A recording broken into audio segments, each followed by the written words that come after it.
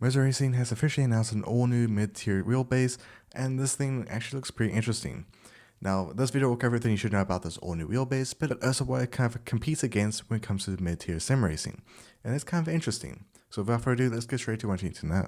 Now, the wheelbase in question is the all-new RS50. Now, one of the things I actually like about this new wheelbase is the form factor that it has. It's very small, which means it's actually kind of nice to actually have in a room or on your own rig. Now, not just that, but it also does feature aluminum body, which means it should be a bit more sturdy, and also does include up to 8 Nm of torque, which I'll definitely say is pretty good. And of course, this is direct drive and does include the likes of True Force from Logitech, which, yeah, True Force, that's nice to have. But of course, this wheel is actually more of a comparator against the likes of the Moza Racing R9, which we'll actually compare later in this video. But one of the things that I find very confusing with this new wheelbase is the price. Now, of course, the price for this wheelbase matches the same price as the Moza Racing R9, which is actually at $350. Now, this is actually for the PC and Xbox option.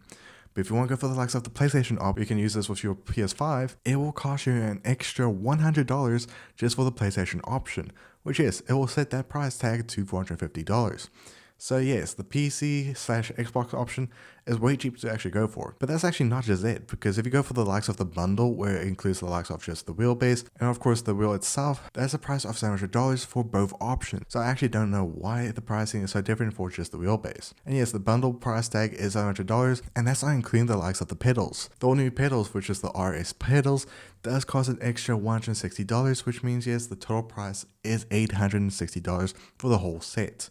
Which yes, that is extremely pricey, but this thing does look pretty good. Now, of course, I can't really say too much about the performance because, of course, I have not tried it out yet, but I do hope it does become available in the South African market because, let's be honest, the G Pro wheel is not in South Africa yet. It's one of the main reasons why I'm not too sure about Logitech, because they're not bringing much of their products to some countries. But now let's talk about the comparison against the likes of the Moza Racing R9, which is the closest in terms of performance and price. Now yes, the Moza Racing R9 does feature 9 meters of torque, does have the same type of body where it's very solid and same form factor, but this is where I find Logitech maybe is trying to be overpriced too much, because actually their little configuration includes the likes of the Moza SRP pedals, which is about $140, and even the likes of the ESX wheel that also allows you to use the wheel on the likes of an Xbox console, which is the closest you can actually get to console use of a Moza Racing product so far. Hopefully there's a PlayStation option. But that's another $140. But you of course can go for the likes of the Formula wheel, which also is a good option to go for with the KS wheel. But for the configuration I did, that's about $627 by the time of recording, which yes, you can actually go for the likes of the Moza Racing R9 with the configuration that I did, which does have some good specs, and still save some money, which can actually be put aside for some rig. So the pricing that Logitech does have is a bit more pricier compared to the likes of Moza Racing. But I'll definitely say, I do give props to Logitech because they finally have a wheel for the mid-tier. They've always had the best wheel when it came to the likes of entry level, with their most iconic wheelbase, which I still want to try it out. I haven't had a chance to really try out just yet.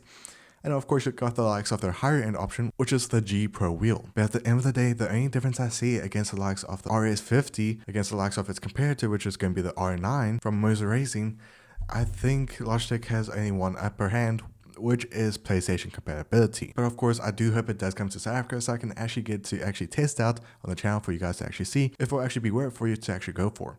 But let me in the comments below, what do you think of this new wheel? Do you think Logitech did hit the mark with this new wheelbase? And do you also think Logitech should also maybe release a new option when it comes to entry level sim racing? But I hope you guys enjoyed. See you guys next one. Be safe as always and never forget day. Bye.